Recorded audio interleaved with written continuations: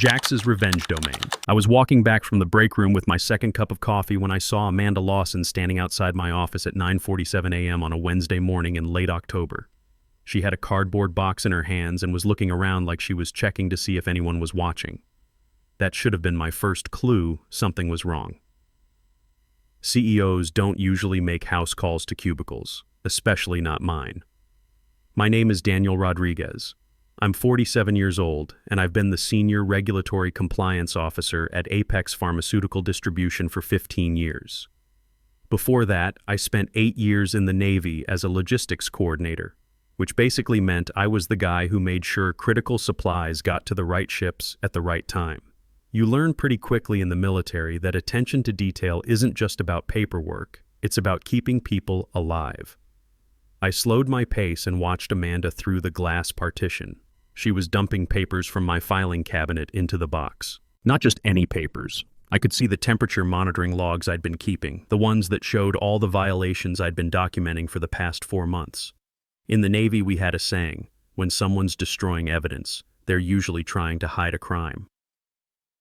I set my coffee down on the nearest desk and pulled out my phone to start recording. Amanda was moving fast, efficiently. She grabbed my audit binders, the ones with the detailed compliance notes I'd been keeping since she became CEO 6 months ago, the ones that showed exactly how many corners her new management team had been cutting. I waited until she finished and walked away before going to my office. The filing cabinet was empty except for a few random forms she'd missed. My computer was still there, but I knew that wouldn't matter. Everything important was already backed up to my personal cloud storage. See, 8 years of military logistics teaches you a few things about operational security. You always have backups. You always document everything. And you never, ever trust that the people above you are looking out for your best interests. The trouble had started 6 months ago when the board brought in Amanda Lawson as our new CEO. She came from a consulting background with instructions to modernize operations and increase efficiency. Her first company-wide meeting was full of corporate buzzwords about disrupting workflows and moving at market speed. What she really meant was cutting costs, and in the pharmaceutical distribution business, the biggest costs are usually compliance and safety protocols. Those protocols exist for good reasons. People die when medications aren't stored properly or when unqualified personnel handle controlled substances. But Amanda didn't see it that way. Within her first month, she'd restructured the entire operations department, bringing in new managers from outside the pharmaceutical industry. People who understood logistics but didn't understand that you can't treat prescription drugs like you're shipping auto parts. The first major red flag came in July. We were preparing for a routine DEA audit of our controlled substance storage when I discovered that our temperature monitoring system had been registering alarms that nobody was investigating. Not just a few, 17 separate incidents over the previous quarter where temperatures had spiked outside the safe range for critical medications. Each alarm meant potential contamination. Each alarm required immediate investigation, documentation, and sometimes quarantine of affected inventory. That's not just company policy, that's federal law. When I brought this to Anthony Wilson, the new operations manager Amanda had hired, he brushed it off. Said the alarms were hypersensitive and the actual temperature variations were probably minimal. I'd heard that kind of thinking before. In the Navy, I once had a supply officer tell me that a diesel contamination reading was probably just a sensor error. I insisted we test the fuel anyway. Turned out the contamination was real, and if we'd used that fuel, we would have damaged $50 million worth of engines and potentially left a destroyer dead in the water during a training exercise. The difference between probably fine and definitely safe isn't just paperwork. It's the difference between doing your job and rolling the dice with people's lives.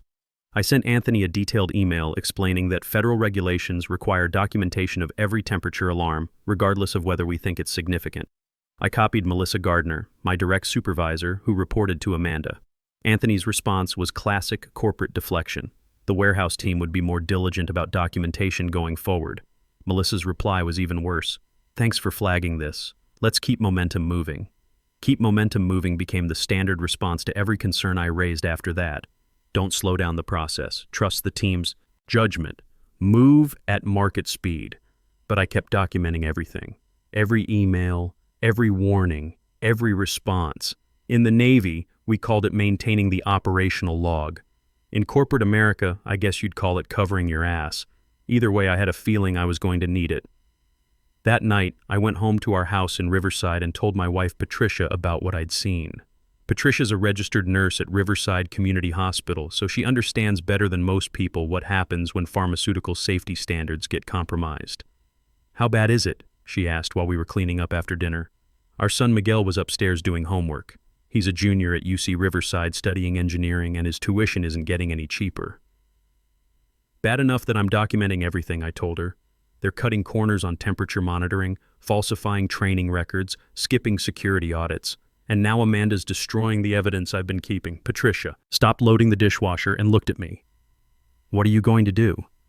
"I don't know yet," I said, "but I can't sign my name to reports that I know are false. People could get hurt." She nodded.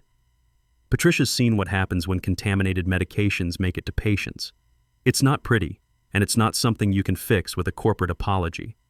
"We'll figure it out," she said. "We always do." But I could see the worry in her eyes. Miguel's tuition was $28,000 a year. We had a mortgage payment of $2,100 every month. My salary as senior compliance officer was $110,000 annually. Decent money, but not the kind where you can afford to take principled stands that cost you your job. Still, some things matter more than money. In the Navy, they called it duty. In civilian life, I guess you'd call it doing what's right, even when it's inconvenient. The training certification crisis hit 3 weeks after I caught Amanda destroying my files. It was a Tuesday in August when I was preparing our quarterly DEA submission, and I needed to verify that all warehouse personnel handling controlled substances had completed their mandatory training modules. I pulled the completion records and immediately saw the problem. 12 employees had incomplete training due to a software glitch that had locked them out of the final assessment. These weren't just any employees, they were the ones who handled Schedule II narcotics like oxycodone and fentanyl patches, the kind of drugs that require absolute precision in handling and storage. In the Navy, incomplete training meant you didn't touch the equipment, period. I once had a sailor who was 95% through his radar certification get pulled from duty because he hadn't completed the final safety module. The captain didn't care that we were short-staffed or that the sailor basically knew everything. Rules were rules, and people's lives depended on following them.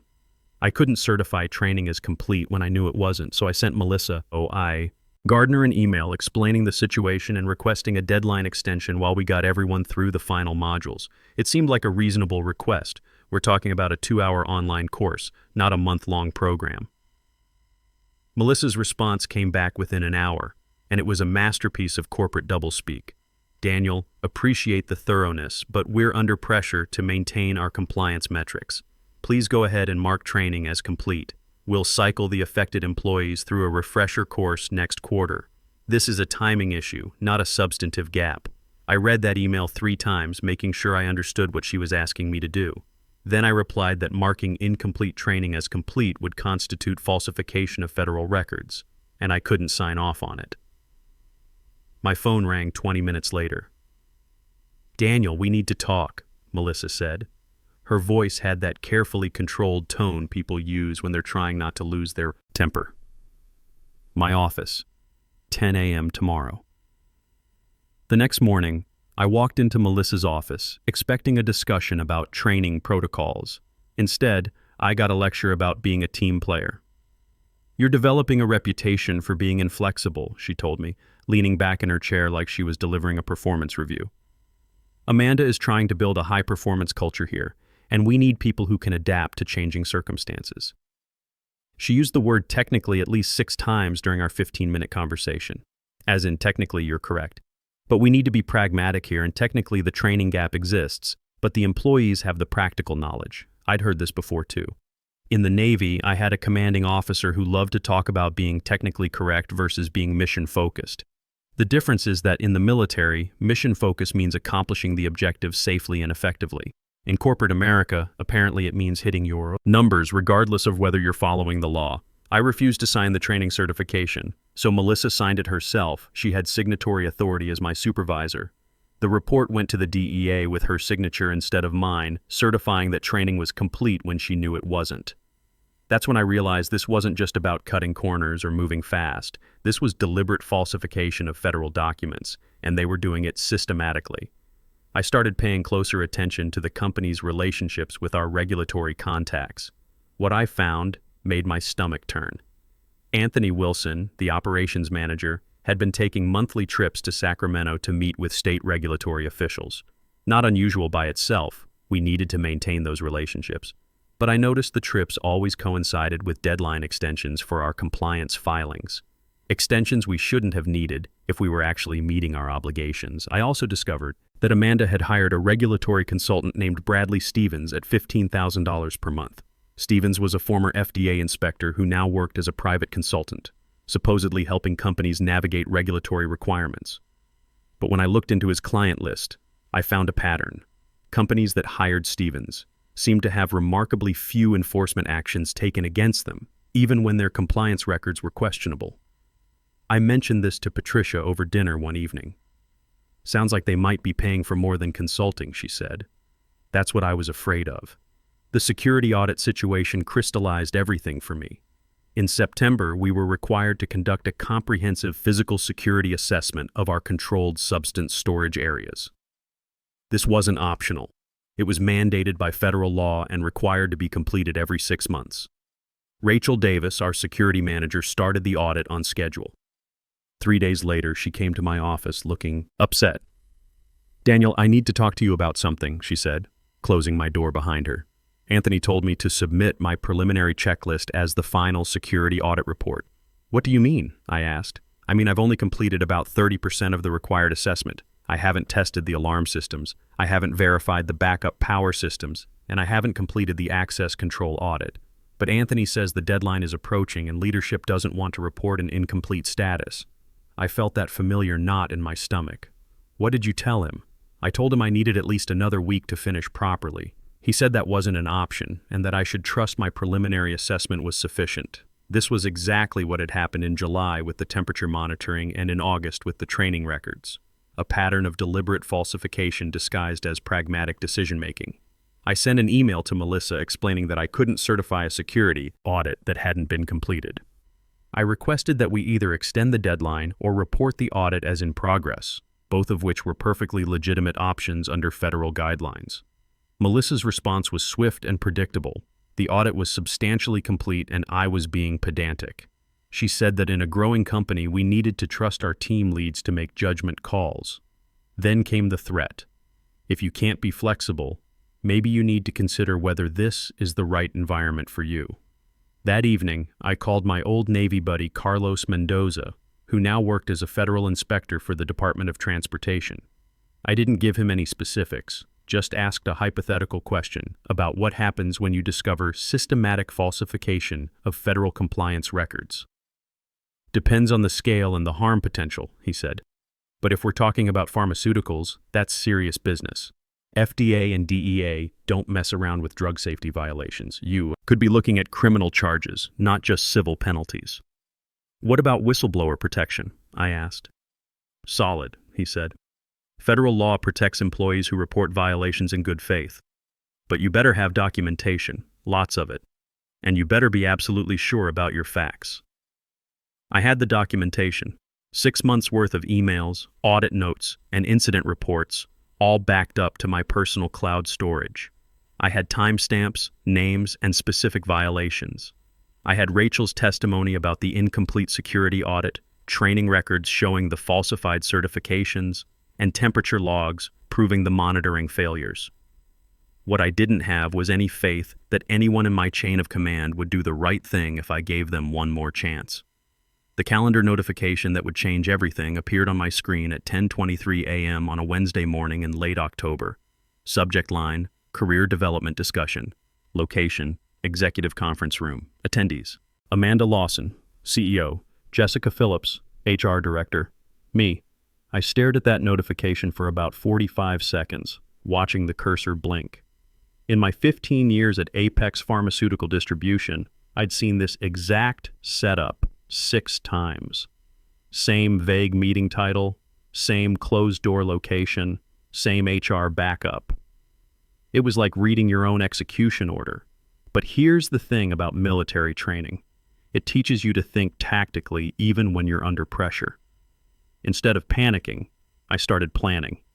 If they were going to fire me, I needed to make sure my documentation was bulletproof and accessible to the right people. I spent the next hour organizing my evidence files and updating my backup systems. Every email thread about the temperature monitoring failures, every exchange about the falsified training records, every document showing the systematic pattern of federal compliance violations. I uploaded everything to a secure cloud server that Amanda couldn't touch, even if she had me escorted out of the building. Then I did something that might have seemed paranoid to anyone who hadn't spent 8 years in military intelligence.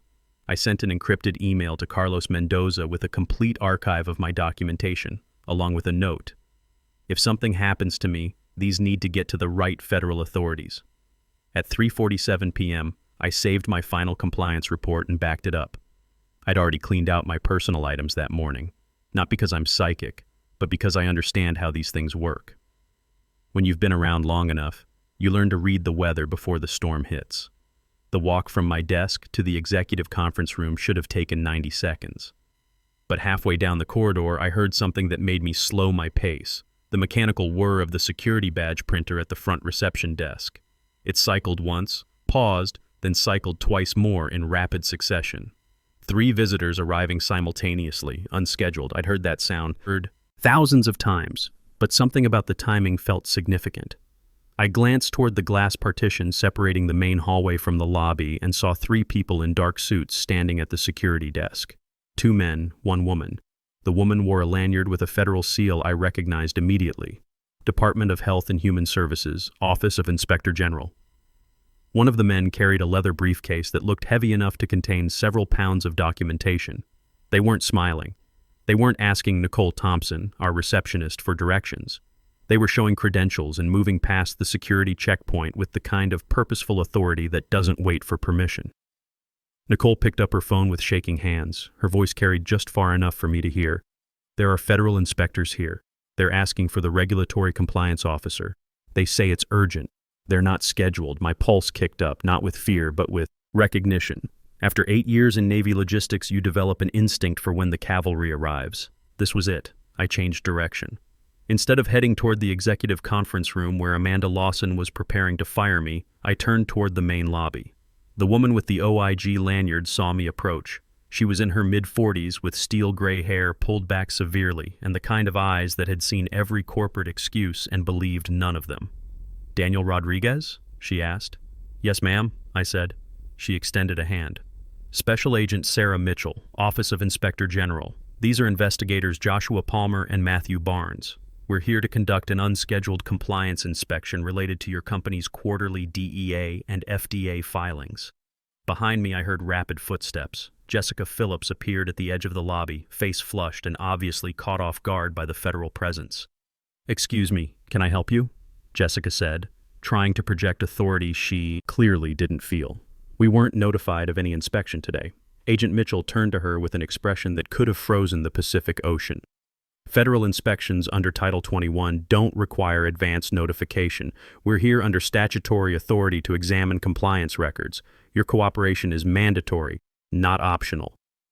Jessica's mouth opened and closed like she was trying to remember her corporate crisis management training. "I need to notify our CEO immediately." "You do that," Mitchell said. "In the meantime, we'll be speaking with Mr. Rodriguez. I assume there's a private space available?" "Conference room 3, I said. "Down this hall, second door on the left." Mitchell nodded. "Lead the way." As I walked past Jessica, I saw her fumbling with her phone, fingers flying across the screen. I didn't need to read the message to know what it said. Within 30 seconds, every executive in the building would know that federal investigators had arrived unannounced and were currently sequestered with the regulatory compliance officer who was supposed to be fired in exactly 13 minutes. Conference room 3 was small, windowless, and equipped with a table that could seat 6 people uncomfortably. Mitchell took the head of the table with the natural command presence of someone accustomed to being in charge. Palmer and Barnes positioned themselves on either side, creating what I recognized from military briefings as a controlled interview environment. I sat across from them, feeling calmer than I had in months. Mitchell opened her briefcase and pulled out a thick folder. Mr. Rodriguez, let me be direct. 3 weeks ago, your company filed its quarterly compliance report with the DEA regarding controlled substance handling and storage. That report included certifications for temperature monitoring, security protocols, and staff training completion. She slid a document across the table. I recognized it immediately. Our Q3 DEA filing. My name was on the certification line at the bottom, but I also knew exactly which certifications I'd refused to sign and which ones had been altered after the fact. That's my signature, I said, but I need to explain the circumstances under which it was obtained. Palmer leaned forward. We're listening. Are you recording this conversation? I asked. Mitchell nodded. Audio recording only for documentation purposes. You're not under investigation, Mr. Rodriguez. We're here to determine whether your company is in compliance with federal regulations. Your cooperation is voluntary, but it would be extremely helpful. I looked at all three of them, these federal agents who had arrived at exactly the moment when my company was about to silence me permanently. In the Navy, we would have called this providential timing. In civilian life, I guess you'd call it justice. I'll cooperate completely, I said, but I want it on record that I'm about to tell you things that directly contradict what my employer reported to your agencies, and I want it on record that approximately 10 minutes ago, I was scheduled to be terminated for refusing to participate in systematic falsification of federal compliance documents. The three agents exchanged glances that communicated volumes. You were scheduled to be fired today? Mitchell asked. 4 p.m., I said. Executive conference room. The meeting invite went out this morning under the pretense of a career development discussion. Barnes spoke up for the first time. Did your employer give you a reason for the termination? Not officially, I said, but I can tell you the real reason, and I can prove it with 6 months of detailed documentation that I've been maintaining in anticipation of exactly this moment. Mitchell's expression shifted into sharp focus. Mr. Rodriguez, are you telling us that you have evidence of systematic violations of federal compliance requirements? I pulled my laptop out of my bag and set it on the table. Agent Mitchell, I said, I'm telling you that I have evidence of systematic falsification of federal documents, potential bribery of regulatory officials, and deliberate endangerment of public safety. And I'm telling you that my employer was about to fire me to prevent me from reporting these violations to authorities. Show us everything, she said. So I did. I spent the next 45 minutes walking Agent Mitchell and her team through 6 months of systematic federal violations. Every email where I'd raised concerns about the temperature monitoring failures, every exchange about the falsified training records, every document showing how Amanda's management team had turned compliance into a corporate shell game. This is the Bradley Stevens invoicing, I said, pulling up the consultant payments. $15,000 per month, supposedly for regulatory guidance. But notice the timing. Every payment coincides with deadline extensions we received from state regulators. Extensions we shouldn't have needed if we were actually meeting our obligations. Palmer studied the documents on my screen. You're suggesting these payments were bribes? I'm suggesting that a former FDA inspector who charges $180,000 annually for consulting and whose clients mysteriously avoid enforcement actions might be providing more than regulatory advice, I said. Mitchell made detailed notes. What about the temperature monitoring violations? I opened the temperature log files. 17 separate incidents where controlled substances were exposed to temperatures outside the safe range. Each one required immediate investigation and documentation. Instead, Anthony Wilson instructed the warehouse staff to acknowledge the alarms and move on.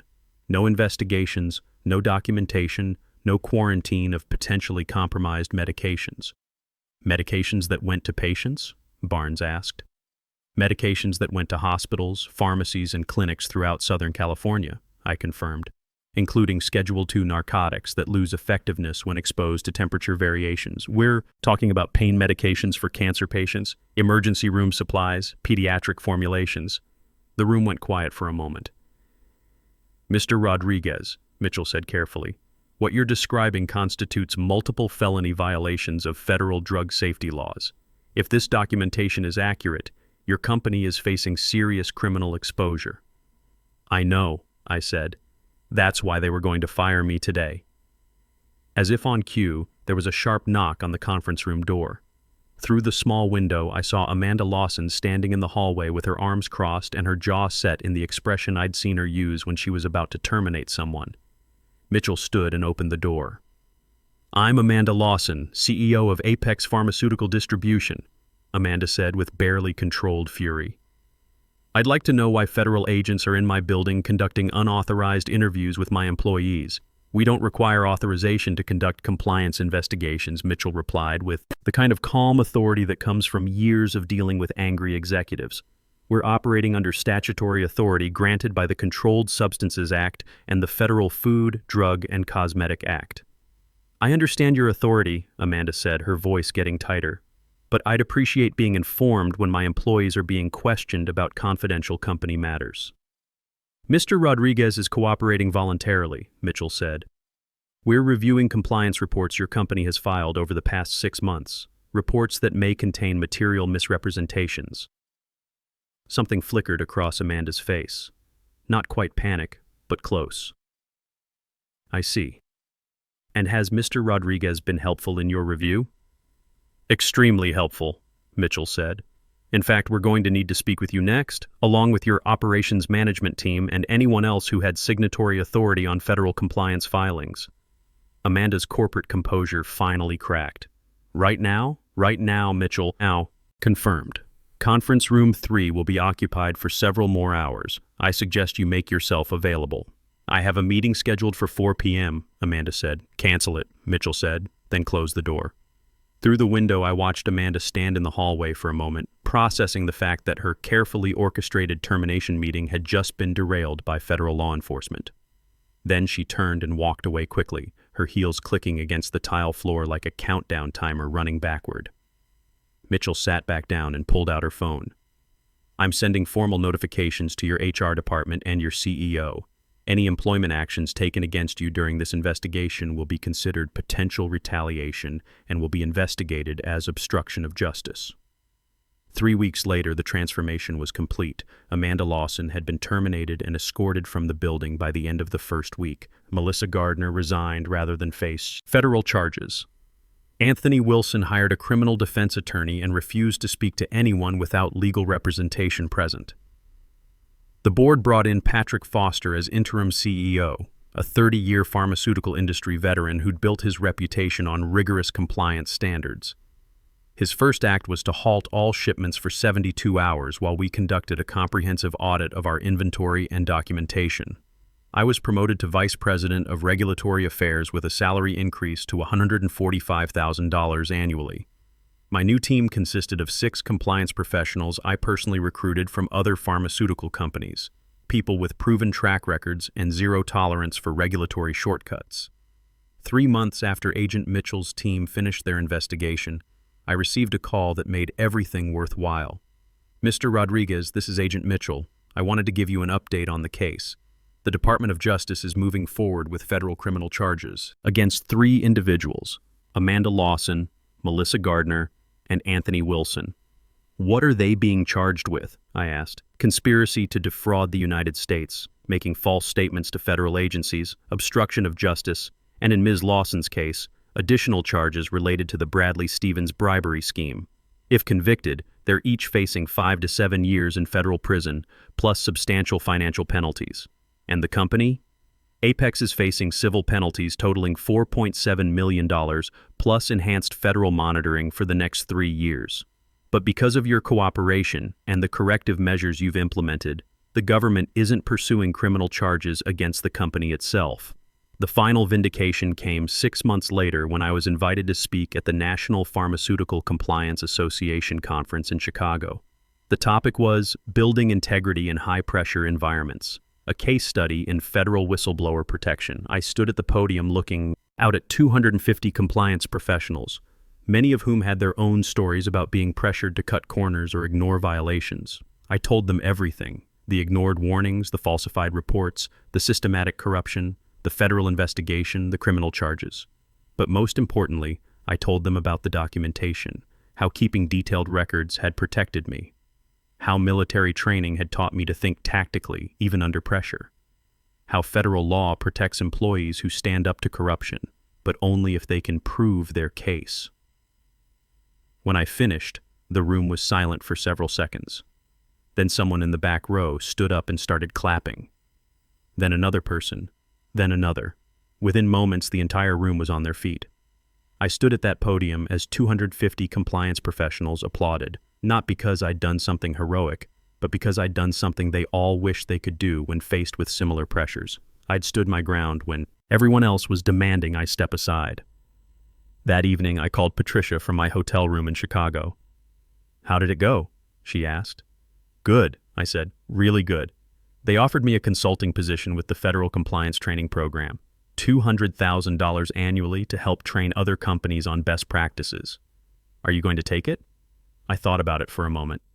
About Amanda destroying my files while thinking she was destroying my career. About the systematic corruption that could have killed people. About the federal agents who arrived at exactly the right moment. About standing up for what's right, even when it costs you everything. "I think I am," I said.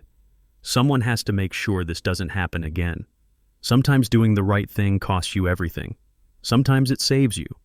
The difference I've learned is usually in the documentation. And sometimes, just sometimes, the cavalry arrives exactly when you need them most. But here's what 8 years in the Navy and 15 years in corporate America taught me: the cavalry only shows up if you've done the work to deserve them. You can't save the day by hoping someone else will be brave enough to act. You save the day by being the person who stands ready when courage is called for."